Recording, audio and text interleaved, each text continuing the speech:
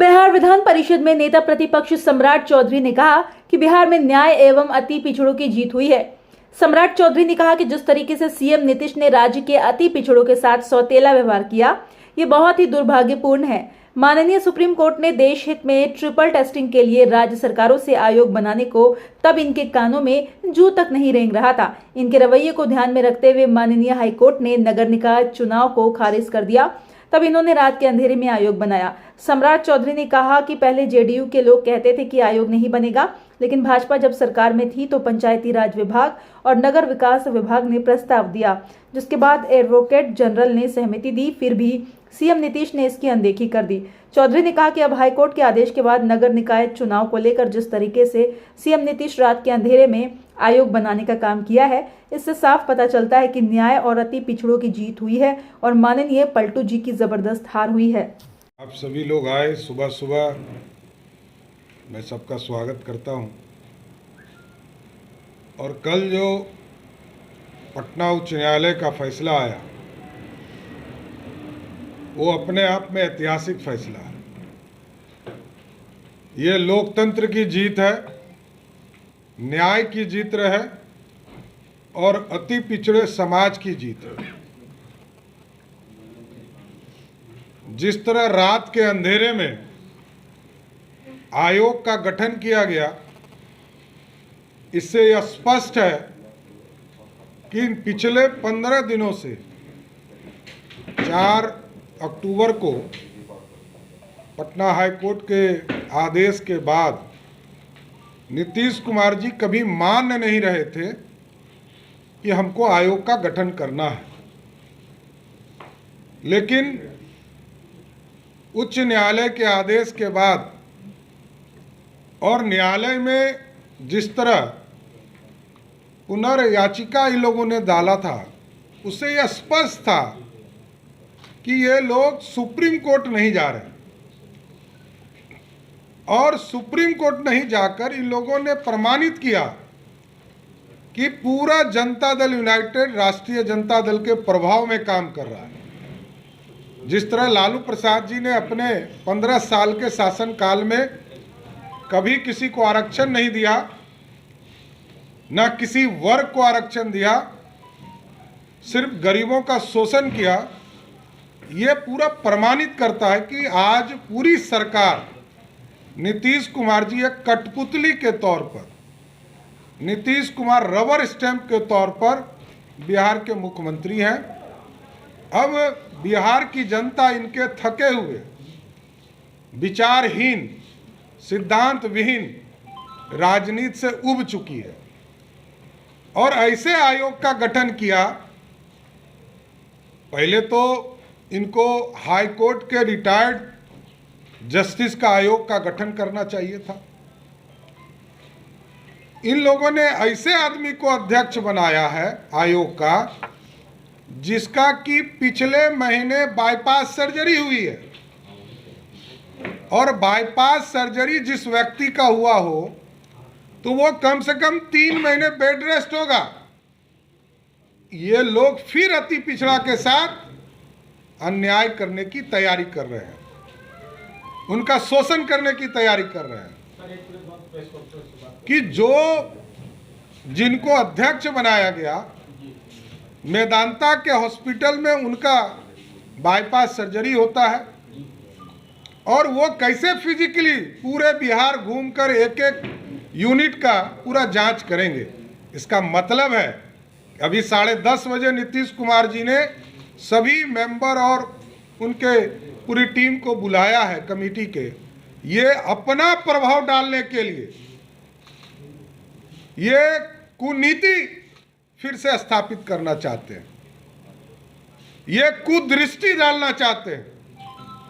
मैं आगाह करना चाहता हूं नीतीश कुमार जी को और पूरी महागठबंधन की सरकार को कि आप इस तरह अति पिछड़े के साथ खिलवाड़ नहीं कर सकते। जो व्यक्ति अभी बीमारी से तुरंत निकला हो, जिसका ऑपरेशन हुआ हो, वो आयोग का अध्यक्ष कैसे हो सकता है?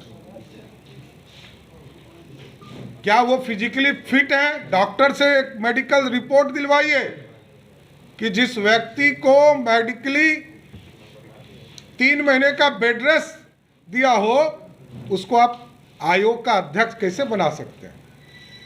ये अति पिछड़े समाज के लिए एक तरह से नीतीश कुमार जी जिस तरह लगातार शोषण कर रहे हैं, ये शोषण का प्रतीक दिखता है और इस तरह का अपमान अति पिछड़ा समाज नहीं सहेगा। आप लगातार अति पिछड़ों के साथ अन्याय कर रहे हैं। आज बिहार में उच्च न्यायालय को हम धन्यवाद देना चाहते हैं, जिनके आदेश के बाद माननीय सर्वोच्च न्यायालय को धन्यवाद देना चाहते हैं कि जिनके आदेश के बाद मजबूर होकर नीतीश कुमार को आयोग का गठन करना पड़ा। लेकिन आयोग का गठन हुआ, इसको सही रास्ते पे तो ले जाने का काम नीतीश कुमार जी कीजिए।